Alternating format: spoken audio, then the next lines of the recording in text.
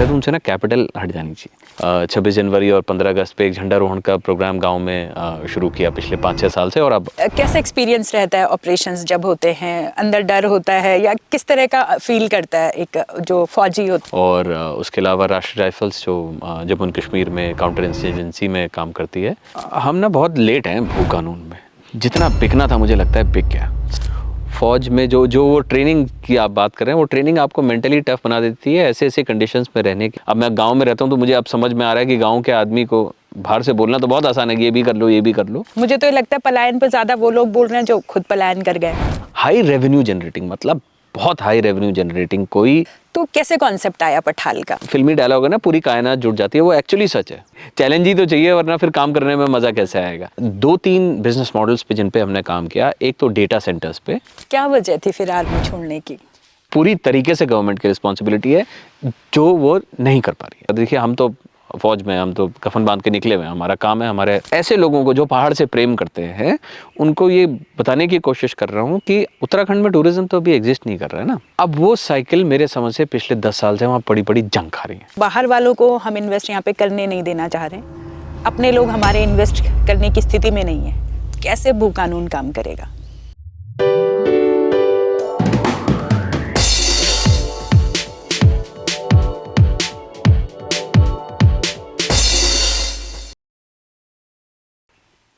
नमस्कार दोस्तों, मैं माधुरी डबराल और स्वागत है आप सभी का आज के हमारे इस पॉडकास्ट में। आज जो हमारा शो है बहुत ही स्पेशल है। स्पेशल इसलिए क्योंकि आज मैं जिनके साथ बैठी हूँ, जो आज मेरे गेस्ट हैं, वो मेरे स्कूल के फ्रेंड भी है। तो बहुत ही अलग सा अनुभव है, बहुत ही अच्छा है। और बेसिकली वो आर्मी से है और काफ़ी टाइम आर्मी में रहने के बाद फिर उन्होंने VRS लिया और वापस फिर आए उत्तराखंड में। अक्सर हम आपको ऐसी ही कहानियों से रूबरू करवाते हैं, ऐसी ही पर्सनालिटीज़ से मिलवाते हैं जो हमारे उत्तराखंड के लिए, अपने घर के लिए, अपने गांव के लिए, अपने राज्य के लिए कुछ ना कुछ अलग कर रहे होते हैं। तो इन्होंने वापस आकर पठाल होम स्टेज़ की एक चेन स्टार्ट की और शुरुआत की अपने गाँव पौड़ी से, जहाँ पर आपने देखा होगा कि हर किसी को देहरादून में रहना है, हर किसी को दिल्ली में रहना है बच्चों के स्कूलिंग के लिए, सुख सुविधाओं के लिए। लेकिन आज जो हमारे मेहमान हैं, उन्होंने चुना वापस अपने गांव में आना, अपने गांव के लोगों के लिए कुछ स्वरोजगार स्थापित करना और अपने उत्तराखंड के लिए कुछ कर गुजरने की चाह भी उनमें है। तो आइए मिलते हैं रिटायर्ड मेजर गोरकी चंदोला जी से और जानते हैं उनकी इस जर्नी के बारे में। सर, बहुत स्वागत है। Thank you Madhuri, thank you. तो अभी तक का जो जर्नी थी, जो स्टार्टिंग थी, थोड़ा सा आप अपने बारे में बताएं पहले। तो जैसा माधुरी आप बता ही चुकी हैं, हम लोग सब पहाड़ में पढ़े, हमारी स्कूलिंग वहीं हुई। मैं पैदा हुआ था लखनऊ में। पैदाइश मेरी लखनऊ की है और लखनऊ में रहने के 3 साल के बाद मेरे पिताजी लखनऊ में सेक्रेटेरिएट में, विकास भवन में कार्यरत थे और उन्होंने एक्चुअली उस दौरान उस समय चूज़ किया कि नहीं, मुझे पौड़ी जाके रहना है। तो मेरे पिताजी अपनी जॉब के लिए मतलब एक तरीके से अपने प्रमोशन को साइड करके और पौड़ी रहने के लिए आए। उसके बाद शुरुआती पढ़ाई सब स्कूलिंग और कॉलेज पहाड़ में ही हुआ।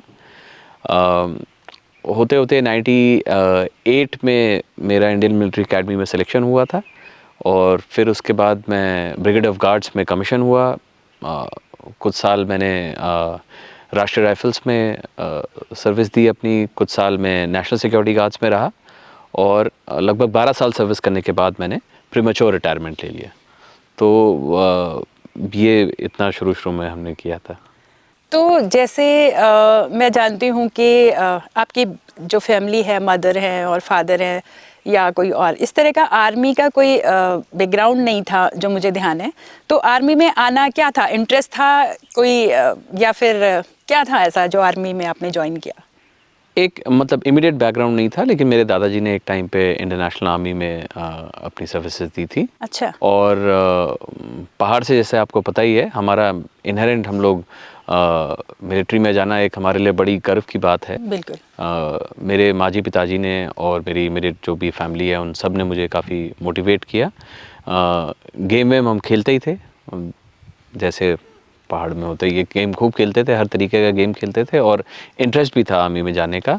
और एक झंडे का भी जुनून था। तो नेशनल फ्लैग देख के ना एक तरीके से गूज़बम्प्स हो जाते हैं आज भी अगर हम अपना झंडा देखते हैं फहराते हुए। जब मैं गांव वापस गया तो हमने 26 जनवरी और 15 अगस्त पे एक झंडारोहण का प्रोग्राम गांव में शुरू किया पिछले 5-6 साल से, और अब हर साल दोनों दिन होता है। तो उसका एक अलग तरीके का जुनून था, एक तरीके की इनहेरेंट वो एक देशभक्ति है जो शायद पहाड़ में भी लोगों में बहुत होती है, और हमारे पहाड़ से लोग आर्मी में जाते ही हैं। तो मोस्टली वो कारण रहा कि आर्मी में डेफिनेटली इंटरेस्ट था, और इसलिए हम आर्मी में गए। जैसे हमारे साथ के बहुत सारे जो स्टूडेंट्स थे, जो बच्चे थे, जो हम लोग फ्रेंड्स थे, तो काफ़ी लोग उस समय एनडीए सीडीएस वगैरह खूब, और जैसा आपने अभी बताया भी है कि हम उत्तराखंड वालों के अंदर तो एक इनहेरिट है ही कि आर्मी का एक अलग ही चार्म है। तो सुना था उसकी जो ट्रेनिंग्स वगैरह होती है बड़ी टफ होती हैं और बहुत ही ज़्यादा मुश्किल होती हैं, तो ऐसा कुछ है या फिर कैसे देखते हैं ट्रेनिंग वाला जो फेज़ था आपका? नहीं, ट्रेनिंग टफ है, लेकिन वो उस समय हम छोटे होते हैं तो मतलब बचपने में ऐसा लगता है कि बहुत वो है, लेकिन वो ट्रेनिंग ना बड़े सलीके से डिज़ाइंड है। ये बात मैंने पहले भी कई बार बोली है कि मिलिट्री की जो ट्रेनिंग है वो फिज़िकल टफनेस से ज़्यादा आपको मेंटली कंडीशन करती है। मेंटल टफनेस के लिए आप दिमागी तौर पे इतने मजबूत हो जाते हैं कि कोई भी परिस्थिति, किसी भी तरीके का काम आपको इम्पॉसिबल नहीं लगता है। तो आपको लगता है कि हाँ, कोशिश ज़रूर करनी है। तो वो एम है बेसिकली मिलिट्री ट्रेनिंग का। तो बहुत अच्छी रही, पहाड़ में रहने की वजह से फिज़िकल फिटनेस एक नेचुरली रहती है। तो फिज़िकली ग्रोलिंग थी ट्रेनिंग, टफ थी, लेकिन जो जितना हमने मेंटल टफनेस आर्मी में बनी, वो उसके ट्रेनिंग का एक इम्पॉर्टेंट पार्ट है। तो आर्मी में कहाँ-कहाँ पोस्टेड रहे आप? सबसे ज़्यादा एन्जॉय किस पोस्टिंग में किया आपने? आर्मी में तो मैंने डे 1 से लेकर डे एंड तक, जिस दिन मैं निकला, मैंने हर दिन अपना एंजॉय किया। बहुत सीखने को मिला, बहुत एक्सपीरियंस मिला। सीनियर्स ने, जूनियर्स ने, जवानों ने, हर जिसके साथ भी सर्व किया, सब ने कुछ ना कुछ सिखाया ही। वो एक अलग तरीके का एक्सपीरियंस था। पोस्टिंग्स अलग अलग जगह रहीं फ़ौज में, जगह जगह, मतलब जम्मू में पोस्टिंग रही, ब्यास में पोस्टिंग रही। एक टाइम पे जिस समय पार्लियामेंट अटैक हुआ था शुरू में, पार्लियामेंट पे जो अटैक हुआ था, उसके बाद हम लोग मोबिलाइज हो गए थे, मतलब लगभग 1 साल के लिए बॉर्डर पे थे। तो वहाँ पंजाब बॉर्डर पे रहे, वो एक अलग तरीके का एक्सपीरियंस था। और उसके अलावा राष्ट्रीय राइफल्स जो जम्मू एंड कश्मीर में काउंटर इंसर्जेंसी में काम करती है, वहाँ लगभग 3.5 साल वहाँ निकाले मैंने। तो खूब बढ़िया। उसके बाद नेशनल सिक्योरिटी गार्ड जाने का मौका मिला। एलीट ब्लैक कैट यूनिट है हमारे आर्मी की, तो वहाँ भी जाने का मौका मिला, वहाँ भी खूब सीखने का मौका मिला। तो इस तरीके से अलग अलग जगह घूमे। लेह भी रहा मैं लगभग 1-1.5 साल, हम लेह लद्दाख में रहे। वहाँ खूब इतनी हार्श कंडीशंस देखी कि किस तरीके से। तो वहाँ समझ में आया कि फ़ौज में जो वो ट्रेनिंग की आप बात कर रहे हैं, वो ट्रेनिंग आपको मेंटली टफ बना देती है ऐसे ऐसे कंडीशंस में रहने के, जहाँ आप नॉर्मली जो है बहुत सर्वाइव नहीं कर पाएंगे। शौकिया तौर पे 2-3 दिन 4 दिन तो ठीक है, लेकिन उसके बियॉन्ड जब आपको अपनी मिलिट्री का रूटीन भी उसमें शामिल करना है, भाग दौड़ भी करनी है, फिज़िकल फिटनेस भी रखनी है, वो आपकी जो वो मेंटल ट्रेनिंग जो फ़ौज के दौरान हुई है, वो आपको बहुत काम देती है। आपने जो मिलिट्री ऑपरेशंस होते हैं ड्यूरिंग जो आपका जो टेन्योर था फौज का, तो कैसे एक्सपीरियंस रहता है ऑपरेशंस जब होते हैं? अंदर डर होता है या किस तरह का फील करता है एक जो फौजी होता है उस समय? नहीं, डर वर कुछ नहीं होता है। डर तो, और डर का एक्चुअली पता भी तब लगता है जब आप बिल्कुल गोली सामने चल रही होती है, तभी आप एक्चुअली आपको तभी पता लग पाता है कि कैसे आप उस आती हुई, सामने से आती हुई गोली को किस तरीके से रिएक्ट करेंगे। वो पता तभी लग पाता है। बोलने को हम कुछ भी बोलते रहें, लेकिन जब गोली आती है तभी आपको पता लग पाता है कि एक्चुअल स्थिति क्या है। लेकिन डर का ऐसा कुछ नहीं है। उस चीज़ की हम लोगों को मेंटली फिजिकली इतनी ट्रेनिंग है, सब लोग इतने ट्रेंड हैं। आपके साथ जो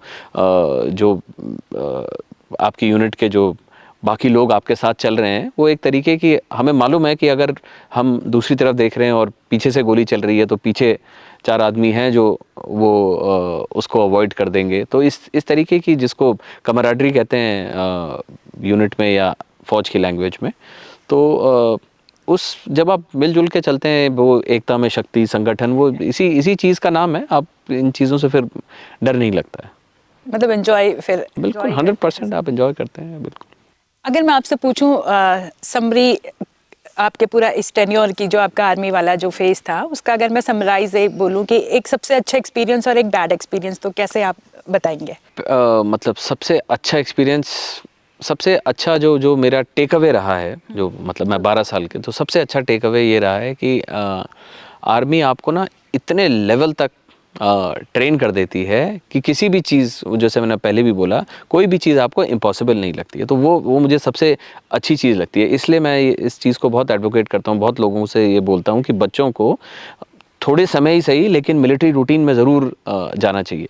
तो उससे आपको ना ये छोटी मोटी समस्याएं जो हम रोज़मर्रा की ज़िंदगी में देखते हैं वो आपको बिल्कुल छोटी मोटी ही लगती हैं, फिर आप उनके बारे में सोचते नहीं हो, ऐसे चैलेंजेस नहीं आते। आपको मालूम है अगर चैलेंज है तो उस चैलेंज को हमको सामना करना है और उसको साइड करके अपना जो भी एम है उस एम को अचीव करना है। तो वो एक बहुत अच्छी चीज़ है आर्मी में, जो कि कोई भी इंसान आर्मी में सर्विस करने के बाद ही सीख या समझ सकता है। और दूसरा सवाल, आप ख़राब चीज़, मुझे ख़राब चीज़ एकदम से तो कुछ ऐसा ऐसा नहीं नज़र आता कि ख़राब चीज़, लेकिन जब हम जैसे एक्सपीरियंसेस कई बार ऑपरेशंस में होते हैं, जब हम जिसको दहशत या टेररिज्म जिसको कहते हैं, वो जब हम देखते हैं कि किस तरीके से गांव के लोग जो कि बिल्कुल रिमोट एरियाज़ में रहते हैं, उन पर किस तरीके की मजबूरियां हैं, एक तरीके से कह सकते हैं कि टेररिस्ट का, कई बार ऐसा सुनने में आता है कि लोग टेररिस्ट का ज़्यादा साथ देते हैं या इन्फॉर्मेशन लीक हो जाती है या बता दिया जाता है। उसका कारण ये है कि उन लोगों के ऊपर इतना प्रेशर है जान का और दहशत का, वो देख के, क्योंकि अब आप सामने देखते हैं लोगों के साथ, देखिए हम तो फौज में, हम तो कफन बांध के निकले हुए हैं, हमारा काम है, हमारे देश की हमको रक्षा करनी है, तो हम निकले हुए हैं कि हाँ हमें करनी है। तो हमको अगर गोली लग रही है तो वो तो शहादत की बात है, वो एक बड़ी फ़ख्र की बात है।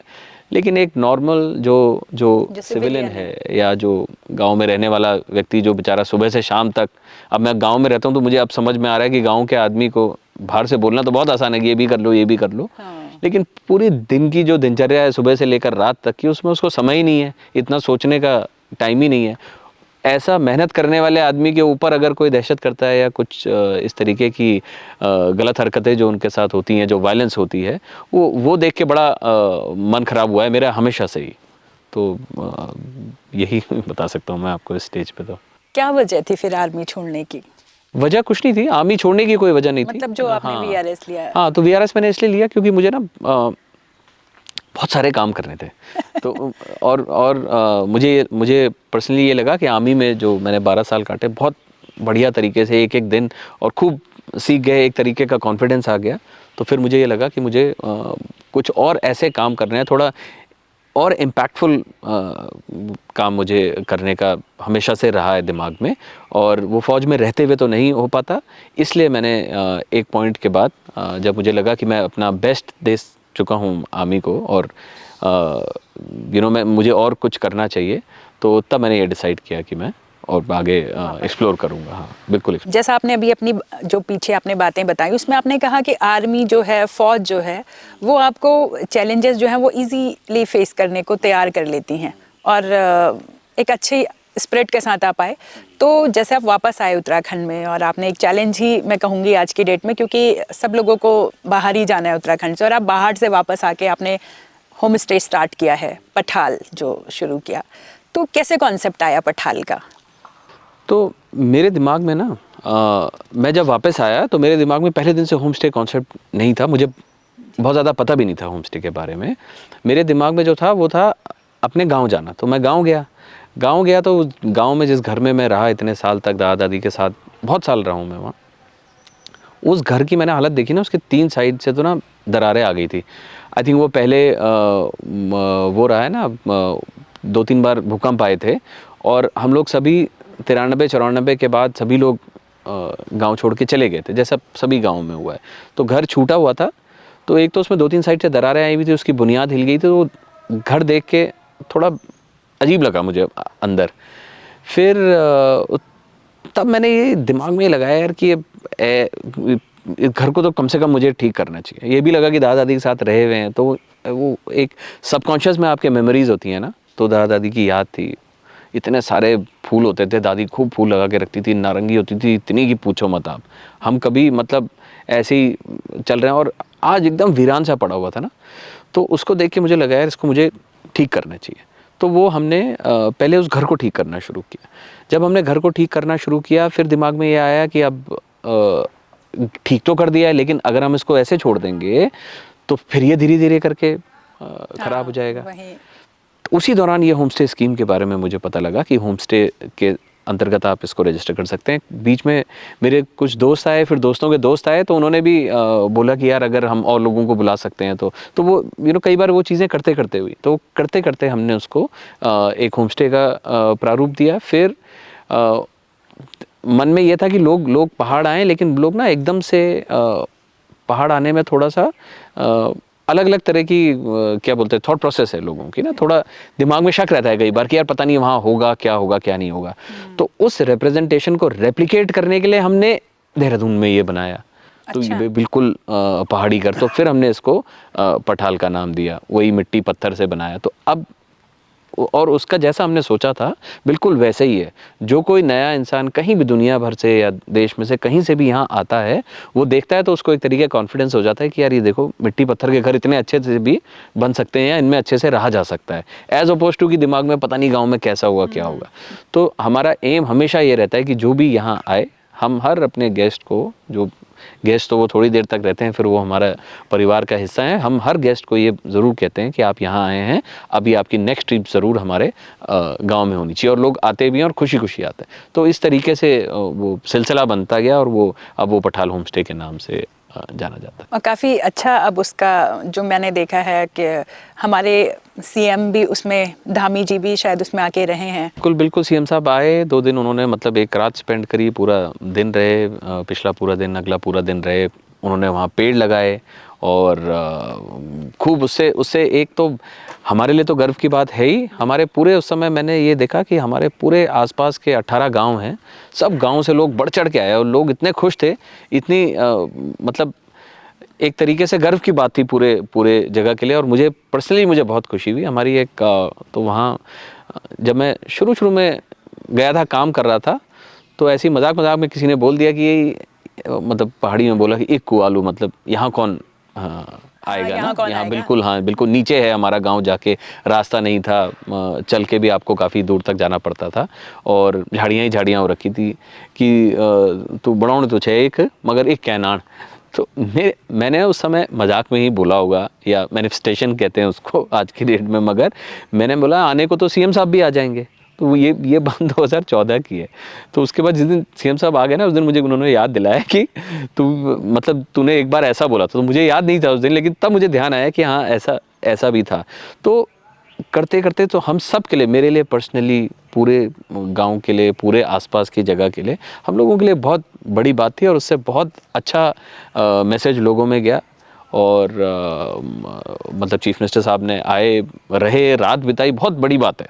छोटे से गांव में जहाँ बहुत ज़्यादा कोई ऐसी सुविधाएं बिल्कुल वैसी तो है नहीं शहरों जैसी, लेकिन मेरे समझ से वो खुद ही गांव के परिप्रेक्ष्य के हैं, फौज के हैं, तो वो उन्होंने बहुत मतलब बहुत ही अलग तरीके का एक्सपीरियंस रहा हम लोगों के लिए भी। और उससे एक ये भी हुआ कि एक होम स्टेज को जो उस समय स्कीम जो उनकी जो गवर्नमेंट की चल रही है, तो मुझे लगता है उसमें भी एक पॉजिटिव ही एक उसमें रहा कि भाई सीएम भी आकर होम स्टे में रुके हैं। बिल्कुल बिल्कुल 100% रहा इस चीज़ पे।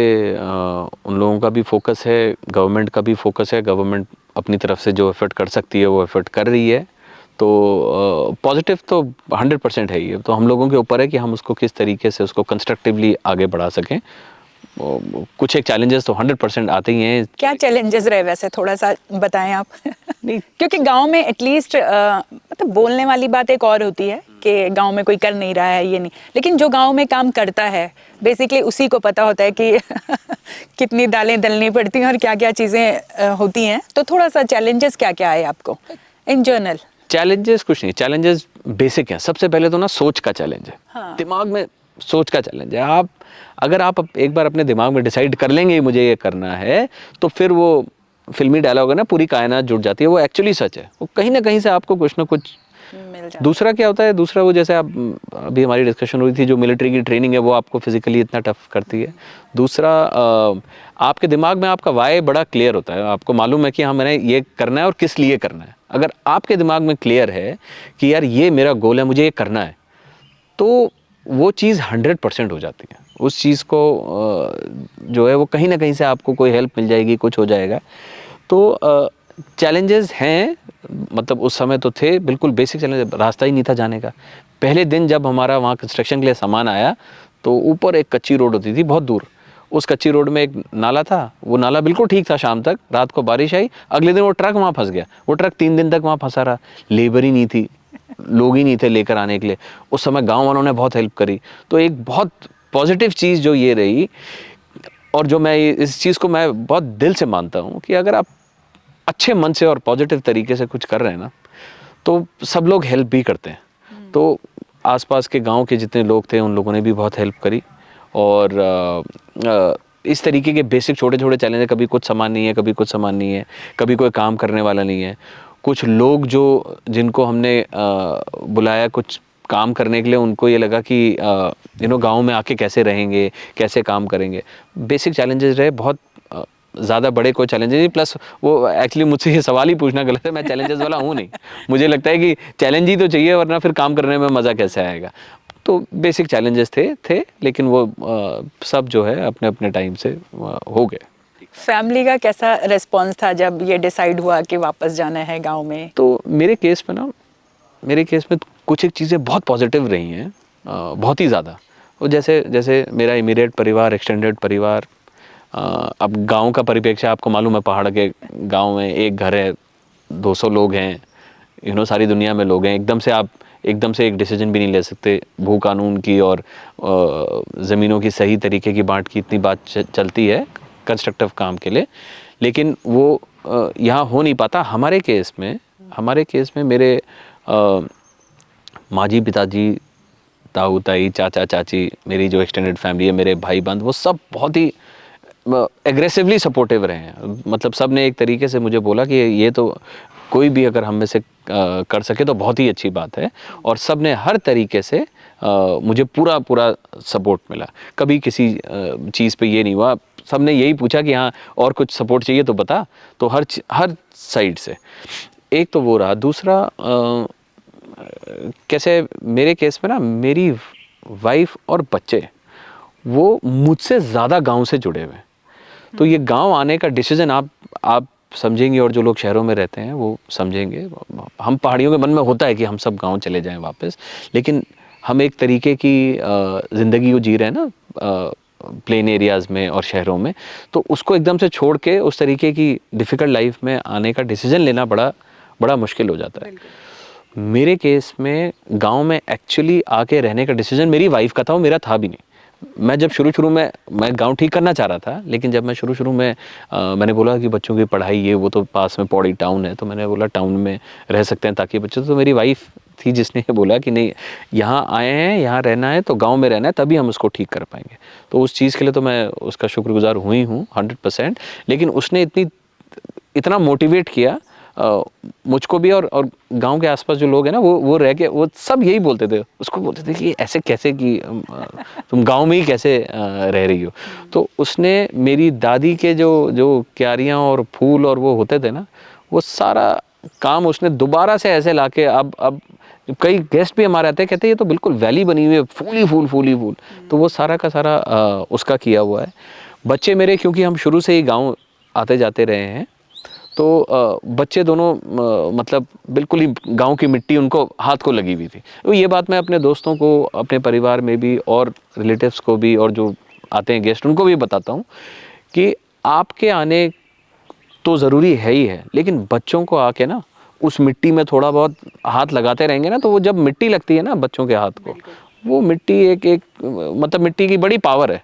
जैसे हम गंगा की पावर कहते हैं कि हमारी गंगा में बहुत पावर है, उसी तरीके से हमारी जो मिट्टी है, उस मिट्टी की बड़ी पावर है। वो मिट्टी जब बच्चों के हाथों को लगती है, वो कुछ ना कुछ दे के ही जाती है। वो आप कोई भी लेवल का एजुकेशन बच्चों को वो नहीं सिखा सकता जो मिट्टी सिखा सकती है। तो मेरे केस में तो बहुत, मेरे परिवार का बहुत ही ज़्यादा रोल रहा है। और ये तो एक एग्जाम्पल भी है, जैसे आजकल आप भी सुन रहे होंगे कि लड़कियां गांव में नहीं रहना चाह रही, उन्हें देहरादून दिल्ली वाले लड़के चाहिए।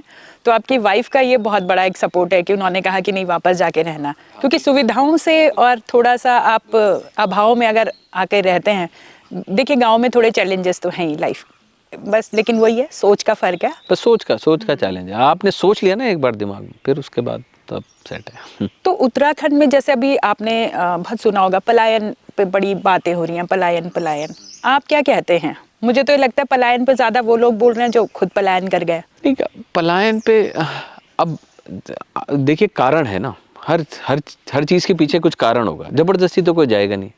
तो और जब हम छोटे थे ना, तो छोटे में किताब में, हिंदी किताब में बताते थे कि पहाड़ की ज़िंदगी मतलब कठिन ज़िंदगी। तो कठिन परिस्थिति में रहना तो आसान नहीं होता। तो वो जो कठिन परिस्थितियाँ हमारे पहाड़ों में आज हैं, उन कठिन परिस्थितियों में सहूलियत लाने का काम हमारा और सरकार दोनों का मिलजुल के। एक तो ये भी बोलना हर चीज़ गलत है कि कल मैं कहीं पढ़ रहा था कि सरकार ने ये पौधे तो दे दिए, लेकिन इसका ये का काम नहीं किया। सरकार का काम थोड़ी है, अपने ऊपर लेना पड़ेगा हमको ये ना।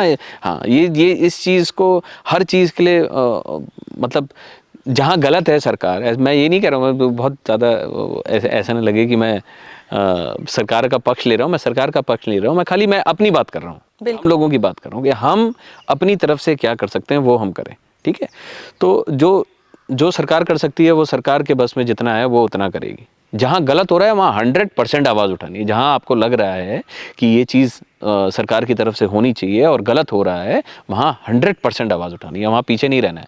लेकिन फिर भी हर चीज़ में ये बोल देना कि ये सरकार ने ये नहीं किया, यूँ तो दिया लियूं कप चाय भी दिया ली मगर गर्म नहीं करी। अब इतना नहीं हो सकता है ना, इतना होना भी नहीं चाहिए। बिल्कुल। क्योंकि जब सीएम साहब आए थे हमारे वहाँ, तो उन्होंने मुझसे पूछा कि आपके गांव के लिए क्या चाहिए। मैंने बोला आप तो मुख्यमंत्री हैं, मेरा तो छोटा सा गांव है, मैं तो हम लोग गांव वाले सक्षम हैं, हम अपने गांव को संभाल लेंगे।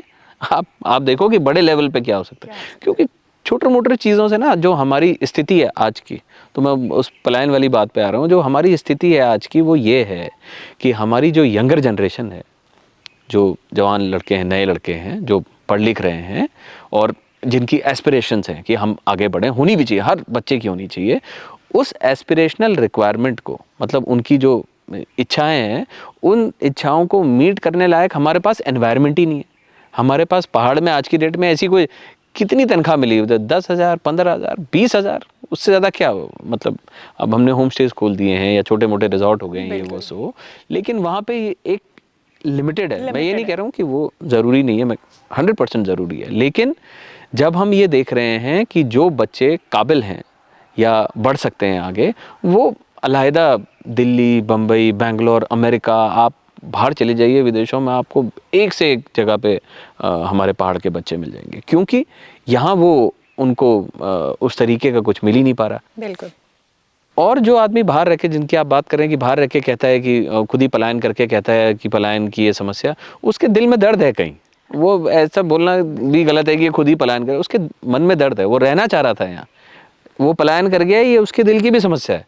वो अपना पेन पॉइंट बता रहा है कि यार ये पलायन हो रहा है, नहीं होना चाहिए। वो भी कुछ ना कुछ कंट्रीब्यूट करना चाहते हैं, लेकिन एक इकोसिस्टम तो बनाना पड़ेगा। वो इकोसिस्टम 100% सरकार की जिम्मेदारी है। उसमें वो इकोसिस्टम हम और आप नहीं क्रिएट कर सकते। हम और आप अपने लेवल पे छोटे छोटे इकोसिस्टम क्रिएट कर रहे हैं, जो कि हम कर रहे हैं, लेकिन वो जो बड़ा इकोसिस्टम है वो तो पूरी तरीके से गवर्नमेंट की रिस्पॉन्सिबिलिटी है, जो वो नहीं कर पा रही है। इस आज की डेट में हम थोड़ी हम खेती, मेरे हिसाब से तो खेती, मैंने तो कभी सुना नहीं है ऐसी खेती होते हुए। मुझे नहीं पता कि खेती इतना बड़ा पहाड़ में, वो अगर हॉर्टिकल्चर यस, फल फूल हो रहे हैं, ये वो मेडिसिनल प्लांट्स यस, मेडिसिनल अगर हम करते हैं तो देवभूमि है, हवा अच्छी है, हिमालय है, सब कुछ है हमारे पास। मतलब चरक संहिता के हिसाब से जो होना चाहिए, वो उस सब चीज़ की अवेलेबिलिटी हमारे पास है। तो वो हम ज़रूर कर सकते हैं, क्योंकि उसकी हाई वैल्यू है, वो बिकेगी। अब खेती का चैलेंज ये है कि अगर हम रेगुलर जो एग्रीकल्चर है, उस एग्रीकल्चर को करने के लिए उस तरीके की ज़मीनें नहीं हैं, जो मतलब मैं ये आपको एक्सक्यूज़ नहीं बता रहा हूँ, मैं खाली ये कह रहा हूँ एक नॉर्मल। अब जैसे मैं करने चले जाऊँ, तो मुझे कई लोग बोलते हैं आपने बड़ा अच्छा एग्जाम्पल सेटअप किया है गाँव में, तो मैं ये कहता हूँ कि मेरा तो एग्जाम्पल सही नहीं है। बिकॉज ये जो मेरा एग्जाम्पल है वो इकोनॉमिकली वायबल नहीं है, मैं तो पैसा लगा लगा के उसको कर रहा हूँ, साफ सीधी बात एग्जैक्टली है ना। तो वो अब अगर हमें तो सोल्यूशन बनाना है गांव में रहने वाले आदमी के लिए। इकोनॉमिकली जो वाइबल हम क्या दे पाते हैं। बिल्कुल, इकोनॉमिक वायबिलिटी हमको उनके लिए बनानी है, तो वो तो अभी नहीं है, वो गवर्नमेंट भी नहीं कर पा रही है। अभी कोशिश कर रहे हैं, बहुत सारी स्कीमें और बहुत सारी चीज़ें हम सुनते रहते हैं, लेकिन कई बार उन स्कीम्स का ना वो ग्राउंड पे आके उस तरीके से सक्सेसफुल नहीं है जैसा उनका मतलब आइडिया है या जैसा उसका उद्देश्य है, उस तरीके से वो ग्राउंड पे आके उस ग्राउंड के आदमी के लिए सक्सेसफुल नहीं हो पा रही है।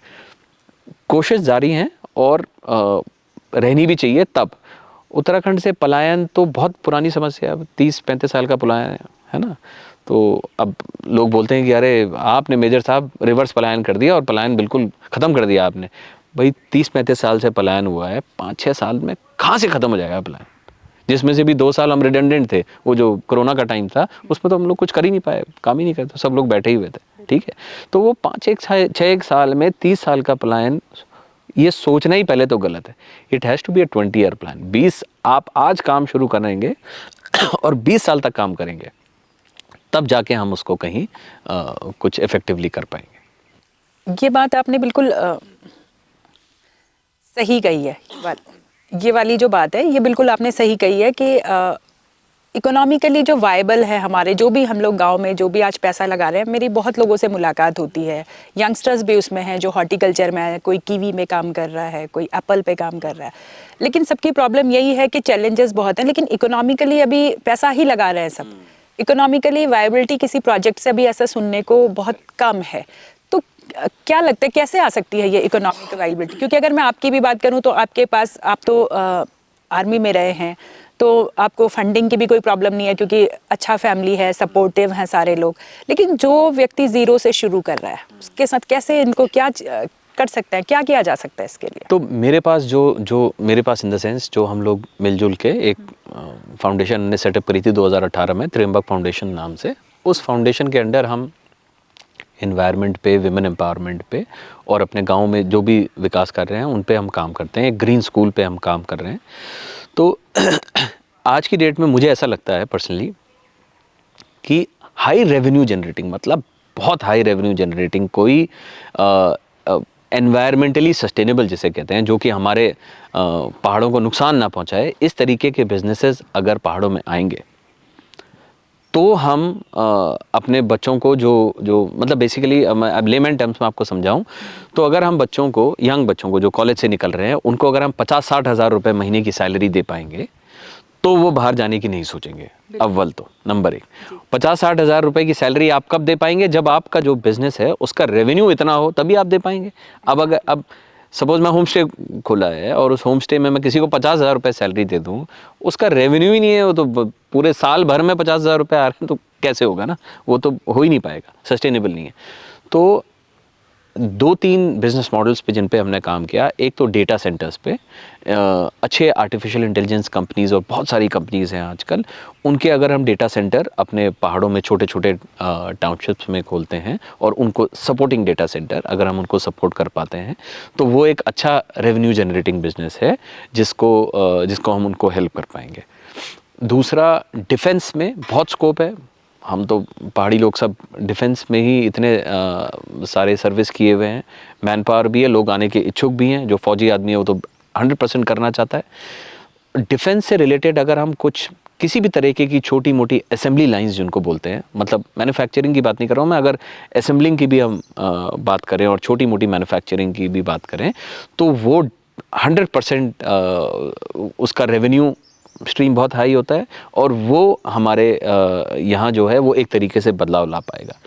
तीसरी चीज़ जो हम आई थिंक पूरे देश में हम लोग बहुत ज़्यादा वो नहीं कर पाते, वो है R&D पे, रिसर्च एंड डेवलपमेंट। मेरा छोटा भाई उस ज़माने में IIT में निकला था, 104 रैंक थी उसकी, और खूब मतलब वो टाइम था, अमर उजाला वाले आए थे उसका इंटरव्यू लेने के लिए। तो हमारे जो आसपास का मोहल्ला था और गाँव बोला ITI में तो बहुत निकलते हैं, ये ऐसे क्या अमर उजाला। तो वो टाइम था जब इतनी ज़्यादा अवेयरनेस नहीं थी। वो उस ज़माने में निकला हुआ फिर मेरे चाचा जी का बेटा है, वो आईआईटी में, दोनों आईआईटी मद्रास में पढ़े और पढ़ने के बाद अमेरिका गए। ये बच्चे कोई इनका ऐसा मन में नहीं था कि हमको अमेरिका जाना है, या सपोज जाना भी है तो वो आज भी ये ढूंढते हैं कि कुछ ऐसा हमको मिल सके। इन लोगों ने R&D में खूब काम किया वहाँ। हमारे यहाँ ना वो प्रोसेस नहीं है। तो लॉन्ग स्टोरी शॉर्ट मुझे ये है कि हमारे यहाँ पहाड़ों में R&D के सेंटर्स अगर जो कि सरकार से ही मिलके, उसमें सेंट्रल भी हेल्प कर सकता है, स्टेट भी हेल्प कर सकती है, अच्छे R&D सेंटर्स अगर हम डेवलप करें, उस R&D पे फोकस करें, तो वो एक और तरीका हो सकता है उस जो ब्रेन ड्रेन हम जिसको कहते हैं उसको रोकने का, और इन बच्चों को यहीं पे अब्जॉर्व करने का। तो ये 2-3 तरीके हैं जो मुझे लगता है। और सबसे ज़्यादा ज़रूरी आज की डेट में ये है कि देहरादून से ना कैपिटल हट जानी चाहिए, क्योंकि इस कैपिटल ने देहरादून का भी सत्यानाश कर दिया।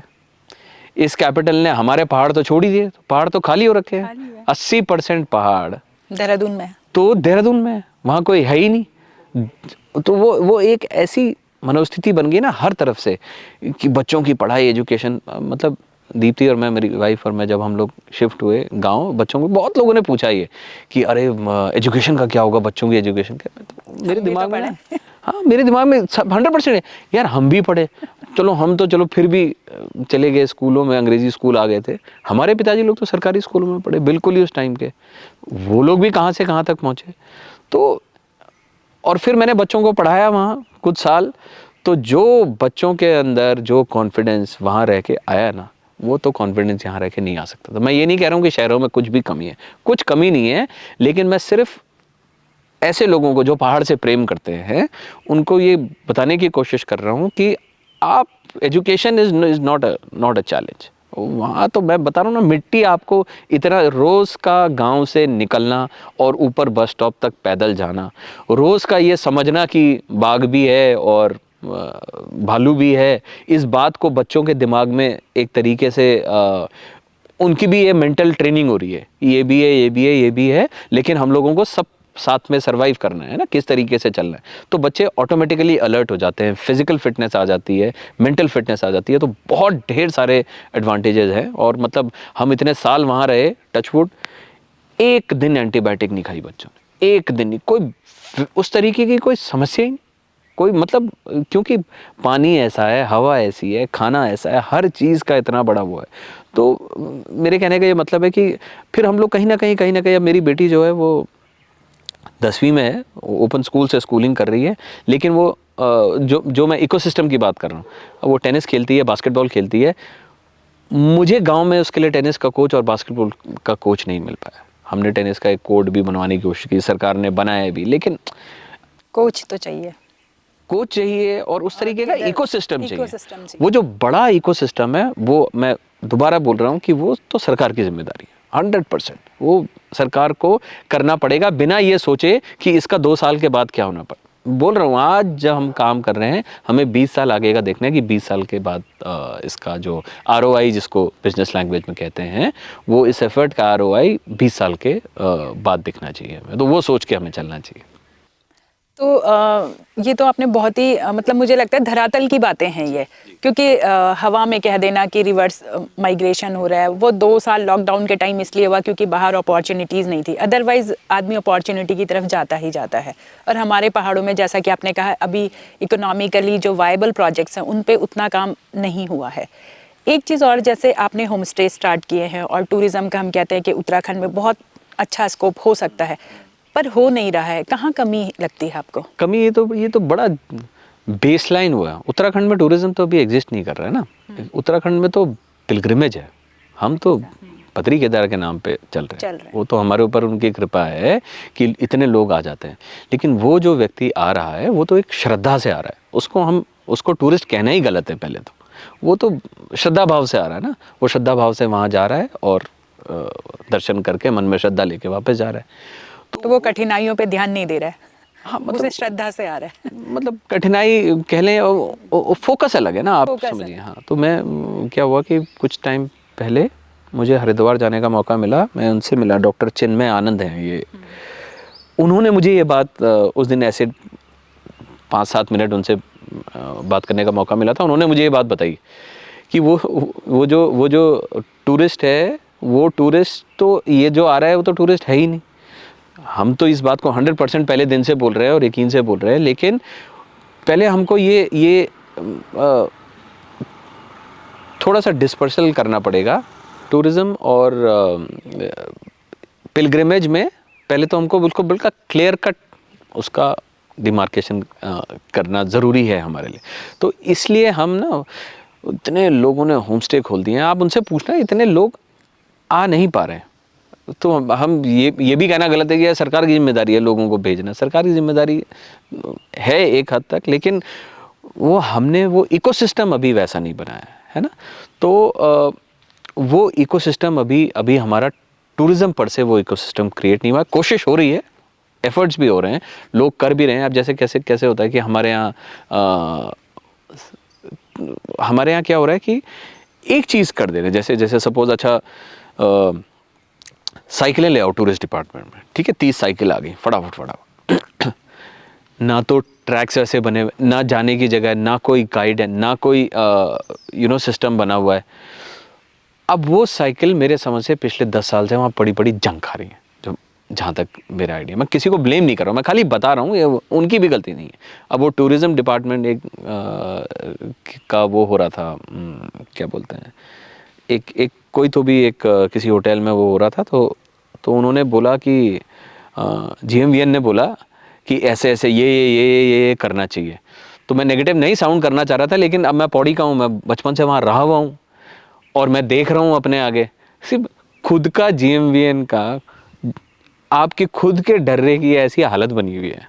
वहाँ एक रांसी में इतनी प्यारी जगह पे वो एक बिल्डिंग बनी हुई है, वो कई सालों से वैसे उसके शीशे टूटे हुए हैं, वो वैसी पड़ी हुई है, मतलब इस्तेमाल भी नहीं हो रही है। तो मेरे कहने का मतलब ये है कि, और आप सारी जिन बेचारे होम स्टे ओनर्स को बता रहे हैं कि भाई आप ऐसे कर लो, जब आपका अपना एग्जाम्पल तो सेट हो पहले। अब GMVN की गलती नहीं है, क्यों? वहाँ 3 आदमी पोस्टेड है वहाँ पे, एक जो साहब है DDO साहब और 2 आदमी, ऐसे 2 या 3 लोग। वो 2 या 3 लोगों पे इतने सारे काम की, हम तो जाते रहते हैं ना वहाँ, हम उनको देखते हैं, वो बेचारे इतने कामों में उलझे रहते हैं कि वो अपने काम के लिए किसके पास जाएं और क्या करें और क्या ना करें। तो बेसिकली कोई ऐसा ब्लेम नहीं है किसी पर्टिकुलर ग्रुप में। मैं बोल रहा हूँ टूरिज्म डिपार्टमेंट नहीं, जो वहाँ डिपार्टमेंट, उसमें 3 लोग पोस्टेड। अब 3 लोग क्या जो करेंगे, वो ये भी क्या जो देखेंगे। तो एक तरीके से ना, जब तक वो पूरा इकोसिस्टम नहीं क्रिएट होगा, मैं उस चीज़ का एक्सपर्ट नहीं हूँ, क्यों, उसके लिए बहुत समझदार लोग बैठे हैं, इतना बड़ा सेक्रेटरीट है, इतना बड़ा स्टेट है, उसमें खूब समझदार लोग बैठे हैं। वो लोग उस तरीके के बेसिकली उन पॉलिसीज़ को, उन स्कीम्स को ना धरातल पे संभव वो शायद नहीं हो रही हैं। वो इसीलिए चैलेंज है। अदरवाइज हम देख तो रहे हैं, इतने सारे एफर्ट लग रहे हैं, इतना हो रहा है, लेकिन टूरिस्ट तो आ नहीं रहा। तो और जो भी आ रहा है वो किसी का अपना जो जिसका इंडिविजुअल एफर्ट है, तो उनके इंडिविजुअल एफर्ट्स पे आ रहा है। वो एज अ इकोसिस्टम अभी डेवलप नहीं हो रहा है। तो आपका जो सवाल था टूरिज्म का, वो मेरे कहने का मतलब है कि as a ecosystem tourism develop नहीं हुआ है। कोशिश हो रही है, इसमें कोई शक नहीं है। गवर्नमेंट भी अपनी तरफ से कोशिश कर रही है, लोग भी अपनी तरफ से कोशिश कर रहे हैं, लेकिन अभी तक हम वहाँ पहुँचे नहीं है अभी टाइम। तो टूरिज्म धरातल पर कैसा है ये तो आपने बता दिया, और कहीं ना कहीं मुझे ऐसा लगता है कि हमारे पास बड़े इन्वेस्टर्स उस तरीके के नहीं हैं जो कि पलायन को रोकने में हमें मदद कर सके, जो हमारे जो ब्रेन है, यंग ब्रेन जो है, उसको यहीं पे रोक सके। एक बात आजकल आपने और सुनी होगी, भू कानून की। तो बातें हो रही हैं कि हम बाहर वालों को ज़मीनें बेच रहे हैं, वो यहाँ पे बड़े बड़े होटल्स बना रहे हैं या कुछ भी इन्वेस्ट कर रहे हैं। तो मेरा एक इसी के परिप्रेक्ष्य में मेरी एक जो मेरे दिमाग में एक बात आती है कि बाहर वालों को हम इन्वेस्ट यहाँ पे करने नहीं देना चाह रहे हैं, अपने लोग हमारे इन्वेस्ट करने की स्थिति में नहीं है। कैसे भू कानून काम करेगा? भू कानून, एक तो ना ये मेरा पर्सनल मानना है, तो भू कानून पे मेरे बहुत ज़्यादा विचार नहीं है। मेरा पर्सनली ये मानना है कि पहाड़ जो है ना, पहाड़ी, उसको आप, एक तो जो हम बाय बर्थ यहाँ के हैं, एक तो हम पहाड़ी हैं। दूसरा, पहाड़ी वो भी इंसान होना चाहिए जिसको पहाड़ से एक्चुअली प्रेम है। बहुत लोग हमारे पास गाँव में इधर इतने लोग आते हैं दुनिया से, हिंदुस्तान के अलग अलग कोनों से, जो इतने दिल से पहाड़ को प्रेम करते हैं। इनको हिमालय का इतना वो है, वो कहते हैं, मतलब पूजा करते हैं आके, बिल्कुल ना उनके मन में। तो हमको ना ये थोड़ा सा कैटेगरी, थोड़ा ये देखनी पड़ेगी हम इसको कैसे कैटेगराइज करें। बिल्कुल ये कहना कि यार वो जो पैदा हुआ है, जो यहाँ पैदा हुआ है वही पहाड़ी है, बाकी तो नहीं है। अरे एक से एक लोग आते हैं, दिल्ली एनसीआर से बहुत लोग आते हैं जो इतना प्रेम करते हैं पहाड़ों से। उनको देख के हमें लगता है कि यार अच्छे लोग होने चाहिए पहाड़ में। जिस तरीके की हमारी देवभूमि है, यहाँ अच्छे लोग रहने चाहिए। वो अच्छे लोग अपने आप ही अच्छा बदलाव लेके आ पाएंगे। अब जहाँ तक भू कानून का सवाल है, वहाँ तक देखिए, मैं सरकार में मानता हूँ और मुझे ये लगता है कि गवर्नमेंट के चाहे बिना कोई कुछ नहीं कर सकता। ये सब डेमोक्रेसी है। सरकार एक बहुत अच्छी शक्ति है, होनी भी चाहिए। और बगैर सरकार के चाहे कोई अपने आप से अपनी मर्जी से कुछ नहीं कर सकता। तो अगर कानून सख्त है, भू कानून अगर बिल्कुल सेग्रीगेटेड है, तो पता है कि हाँ भाई जिस चीज़ के लिए भूमि अलॉट हुई है वही काम हो रहा है, तो तब तक ठीक है। लेकिन अगर वो नहीं हो रहा है तो पेनल्टी भी इतनी तगड़ी पड़नी चाहिए कि आदमी करने की कोशिश ना करे। ठीक है, एक तो ये है। दूसरा गलत है। अब हम ना बहुत लेट हैं भू कानून में। जितना बिकना था मुझे लगता है बिक गया। सबसे ज़्यादा मैंने देखा जिस दिन भू कानून की रैली हो रही थी, मुझे भी मैसेजेस आ रहे थे, सबसे ज़्यादा हंगामा वो कर रहे थे जो प्रॉपर्टी डीलिंग कर रहे हैं। सब यहीं के सबसे ज़्यादा हंगामा मचा रहे थे। ये और डे वन से प्रॉपर्टी डीलिंग कर रहे। देखिए सब काम है, सब कुछ काम है। प्रॉपर्टी डीलिंग ऐसे सुनने में डीलर वर्ड ऐसा लगता है, लेकिन वो बंदा भी मेहनत कर रहा है, वो भी लगा हुआ, उसने अपना रोजी रोटी चलानी है, कुछ ना कुछ। मेरा पॉइंट सिर्फ ये है कि सरकार की तरफ से जो निर्देश हैं वो इतने सख्त, मतलब इतने क्लियर कट होने चाहिए कि जो इस्तेमाल है मतलब यूज़ हो, मिसयूज़ ना हो। तो चैलेंज वहीं पे होता है ना जहाँ मिसयूज़ होने लगता है। इस्तेमाल हो, जब तक इस्तेमाल नहीं होगा, सपोज मतलब अगर हम अपने गांव की ज़मीन में होम स्टे नहीं बनाते तो वहाँ अच्छे लोग कैसे आते हैं? अच्छा, वहाँ लोग आते हैं, लोग इतने खुश होते हैं। हमारे यहाँ जब लोग आते हैं, या आप पहाड़ के किसी भी गांव में किसी भी होम स्टे में लोग जाते हैं, आप किसी का भी फीडबैक देख लेना, बड़े खुश रहते हैं लोग। तो हमारे यहाँ लोग आए ना, जो आते हैं यहाँ पे कहते हैं कहाँ घूमने चले जाएं। मैंने कहा आप ये आसपास गाँव में, ये सब छोटे छोटे गाँव हैं, सब जगह गाँव दिख रहे हैं। लोग गाँव में जाते हैं, गाँव से वापस आते हैं, कहते हैं यार हम तो अमेज्ड ही हो गए। कोई एक ऐसा घर नहीं था जहाँ लोगों ने ज़बरदस्ती बैठ के हमको चाय के लिए नहीं पूछा कि नहीं आप कुछ खा के जाओ चाय। तो ये तो ऐसा प्रेम है जिसको आप पैसे से तो नहीं खरीद सकते। अब मैं तो सारे गांव वालों को पैसे नहीं बांट सकता कि भाई तुम कोई मेरा गेस्ट आएगा तो उसको बोलना। ये तो ऑटोमेटेड प्रेम है, ये हमारे अंदर है, ये हमारे संस्कार हैं पहाड़ के, जो हमारे अंदर डे वन से हैं। एक हॉस्पिटैलिटी जिसको कहते हैं, ये मन से हमारे अंदर है। अगर कोई भी अतिथि आ रहा है या कोई भी आता जाता कोई बाहर से आ रहा है, तो हम उनको ज़रूर अपने पास बिठा के खिलाते हैं। हम छोटे छोटे थे गांव में, हम किसी भी घर से चले जाते, कोई वो दादी बूढ़ी कोई उनसे ना बूढ़ी, तो चीनी खिला देगी लेकिन खिलाएगी ज़रूर, थोड़ी सी रोटी खिला देगी, कुछ खिला देगी ऐसा, लेकिन खिलाती ज़रूर थी। तो ये एक ऐसा इनहेरेंट प्रेम है हमारे यहाँ पहाड़ों में लोगों में, जो कि जिसको बाहर से जो लोग आते हैं, जो पहाड़ के प्रेमी हैं, वो बहुत पसंद करते हैं। और जब आते हैं तो खुद ही अचंभित हो जाते हैं कि ऐसा कैसा कल्चर है। क्योंकि नॉर्मली आप ऐसी जगह पे रह रहे हो जहाँ कटथ्रोटिज़म जिसे कहते हैं, कि आप रोज़मर्रा की ज़िंदगी में आप बिज़नेस कर रहे हैं या कुछ कर रहे हैं, तो उसमें मतलब फ़ायदा नुकसान। पहाड़ में ज़्यादा फ़ायदा नुकसान नहीं देखता है कोई।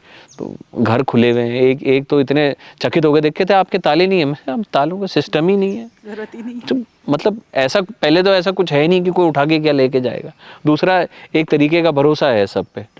जो चटकनी लगी हुई है वो जंगली जानवर और उस हिसाब से लगी हुई है, बाकी ऐसा कोई सिस्टम नहीं है।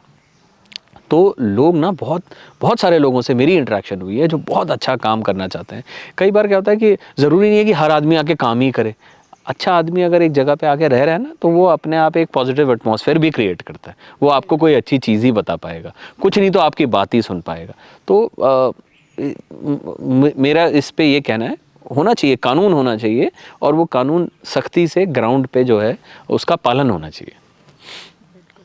तो आपके साथ तो काफ़ी समय भी हो गया है और बातें भी बहुत हैं। आपके एक्सपीरियंस एक्चुअली ग्राउंड लेवल पे काम कर रहे हैं, तो एक्सपीरियंस तो अपने आप से ही आ जाएंगे। जो ये उत्तराखंड वाला जो पार्ट है, हम लोग बहुत बातें कर रहे हैं उत्तराखंड में बच्चों को। अभी आप फ्यूचर के लिए क्या सोच रहे हैं यहाँ पर? एक चीज़ जो मुझे बिल्कुल ही क्लियर कट है वो ये है कि हम तो जो कर्न छो करयाली, जो हमारी जनरेशन है, जो एक बार आप उम्र में बड़े हो जाते हैं ना, 20-25-30 साल से ऊपर, उसके बाद किसी को ये समझा पाना कि नहीं देखो ये चीज़ तुम ठीक कर रहे हो या ये ठीक नहीं है, थोड़ा मुश्किल हो जाता है, क्योंकि सबके अपने एक्सपीरियंसेस हैं, सब ने मेहनत करी ज़िंदगी भर, वहाँ तक जहाँ तक भी पहुँचे हैं वहाँ तक पहुँचे हैं, तो सबको ये समझा पाना मुश्किल हो जाता है। बच्चे नींव हैं हमारी, बच्चे हमारी फ्यूचर हैं और बच्चे ही इस उत्तराखंड के उसको बदलेंगे। इस बात से मैं बिल्कुल 100%, मेरे को 100% यकीन है कि बच्चे ही हैं जो चेंज कर सकते हैं। उसके लिए हमने एक छोटा सा स्कूल था जो बंद होने की कगार पे था, हमने उसको अडॉप्ट किया वहीं पौड़ी के आउटस्कर्ट्स में, और अब हम अपने गांव के पास, ताकि वो लगभग आसपास के 18 गांव को सर्व करेगा, वहाँ हम एक ग्रीन स्कूल सेटअप कर रहे हैं। ग्रीन स्कूल से मेरा मतलब ये है कि वो स्कूल इस तरीके के कंस्ट्रक्शन मटेरियल से बना है जो कि एनवायरमेंटली सस्टेनेबल है।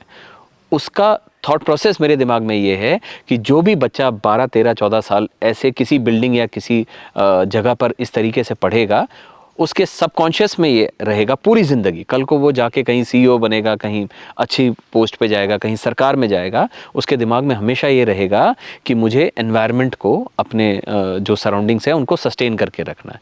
तो ये आइडिया हमारा ग्रीन स्कूल को सेटअप करने का है, और बच्चों के एजुकेशन की तरफ हम बहुत ज़्यादा एफर्ट लगा रहे हैं। और मैं ये मानता हूँ कि हर बच्चे को, भले वो गांव में रह रहा हो, चाहे वो कहीं भी रह रहा हो दुनिया में, किसी भी तबके का हो, सबसे अच्छी क्वालिटी के एजुकेशन की ये बच्चे का राइट है। इममटीरियल कि उसके पास पैसा है या नहीं है, वो फीस दे पा रहा है कि नहीं दे पा रहा है, अच्छी क्वालिटी का एजुकेशन जो है वो हर बच्चे का राइट है। और हमारे उत्तराखंड की आज की डेट में मतलब एजुकेशन पद्धति बहुत अच्छी है गाँव में, ऐसा नहीं है कि कोई कमी है, लेकिन वो जैसे मैं आपको बता रहा हूँ ना, वो एक तरीके का दिमाग में थॉट प्रोसेस बन गया कि अरे नहीं, मतलब दिल्ली जाओ या देहरादून जाओ और वहाँ ही अच्छी एजुकेशन अच्छी है। बिल्कुल, एजुकेशन हब में चले जाओ, अच्छी है एजुकेशन, इसमें कोई शक नहीं, लेकिन वहाँ भी कोई बुरी नहीं है। तो हम उस तरफ बहुत ज़्यादा हमने इस समय जोर लगाया हुआ एजुकेशन की तरफ। आर्मी लाइफ भी आपने देखी, और अब आप उत्तराखंड के बिल्कुल पौड़ी में जाके जो गांव का लाइफ है वो भी आप एंजॉय कर रहे हैं, किस में ज़्यादा मज़ा आ रहा है?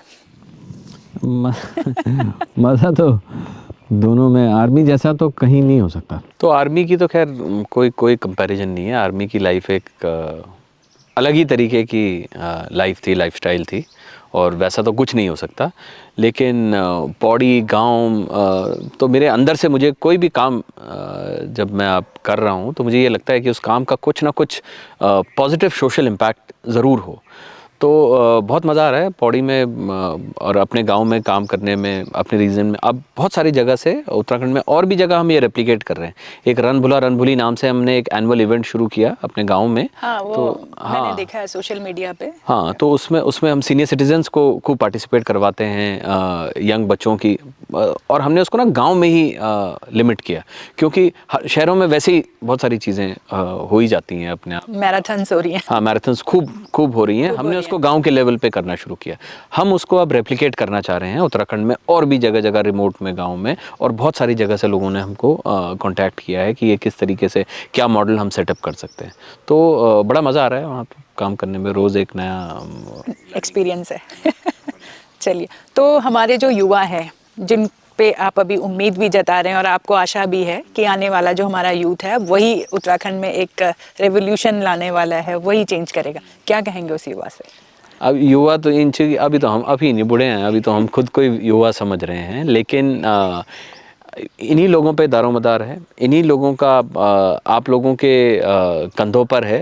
और मन में ना निश्चय रखना है, दृढ़ निश्चय रखना है, और एक बार आपने दिमाग में सोच लिया कि मैंने ये करना है, तो फिर कोई चीज़ आपको रोक नहीं सकती। तो 100% आप जो भी काम करें उस काम को पूरे दिल से करें। जब आप उसको पूरे दिल से करेंगे तो आपको उसमें 100% बहुत ही अच्छा उसका जो रिज़ल्ट है वो बहुत ही अच्छा दिखेगा। आपको खुद लगेगा कि आप अपने आप को खुद मोटिवेट करें, मेरे भरोसे ना बैठें कि ये मोटिवेट करेगा, मेरे मतलब किसी और के भी, या सरकार कुछ करेगी, सरकार जो करना है वो करेगी, या कोई और कुछ करेगा। दृढ़ निश्चय हमने लिया है, काम हमारा है, उससे निपटने का काम भी हमारा है। तो आप जो भी सोचें, जो भी करना चाहें वो करें। और जो लोग बाहर रह गए हैं, और जैसे आपने बताया था कि पलायन का दुख है सबके मन में, आप लोगों से भी मेरा यही 100% निवेदन है कि वापस अपने गाँव की तरफ ज़रूर देखें। कुछ नहीं कर सकते, साल में अगर आप 2 बार आ रहे हैं तो 8 बार आने की कोशिश करें। आपका आना ही बहुत बड़ा एक तरीके से मनोबल बढ़ाएगा। और जो लोग गाँव में काम कर रहे हैं उनको आप जितना सपोर्ट कर पाएँ उतना सपोर्ट करें, बिना किसी मतलब जैसे मैंने आपको बताया कि एकदम से वो ये सोच पाना कि इससे फ़ायदा क्या होगा, तो वो थोड़ा-सा अभी इस स्टेज पे मुश्किल है।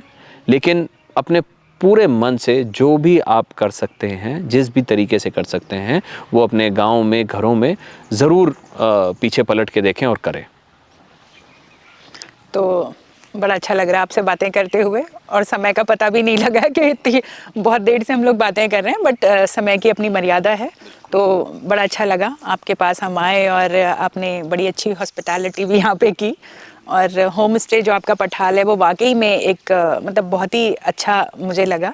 एक चीज़ मैं और जानना चाह रही थी जाते जाते, पठाल नाम जो है ना, जैसे सुनते ही अपने गांव याद आ जाते हैं, पठालें दिखने लगती हैं, तो ये पठाल नाम कैसे आया कि पठाल नाम रखा जाए? बस वो दिमाग में ऐसी पठाल एक तरीके से घर की छत है, घर पे अगर छत लग गई बहुत बड़ी बात। पुराने टाइम पे तो छत लग जाती थी तो लग जाता था कि देखो कितनी बड़ी बात हो गई, वो मतलब ज़िंदगी का एक वो है। तो पठाल एक दिल से जुड़ा हुआ शब्द है सभी पहाड़ी लोगों के लिए, और हम चाहते हैं कि ये चीज़ जो है पूरी दुनिया में, और मतलब आपको पता होगा, और जो लोग बाहर ट्रैवल करते हैं वो ये जानते हैं कि कई पहाड़ी देशों में बाहर, मैंने स्विट्ज़रलैंड में ऐसे घर देखे जिनके ऊपर पठाले लगे हुए थे।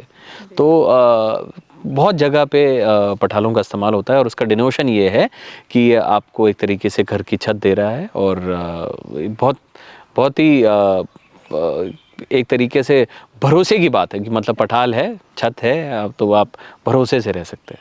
वो बात अलग है कि अब हमारे उत्तराखंड में पठाल वाले घर बहुत मुश्किल से देखने को मिल रहे हैं। मुश्किल से देखने को मिल रहे हैं, उसके तो बहुत ढेर सारे कारण, बहुत सारे खनन हैं। भी खनन भी बना हो बैन गया है। ना। हाँ, वो भी बिल्कुल, बैन वो हो भी गया, सही चीज़ है, वो भी बैन हो गया। लेकिन हमारे कहने का मतलब ये है कि जो हमारे पास है हम उसको कंजर्व कर रखें, उसको ख़त्म ना करें। बिल्कुल।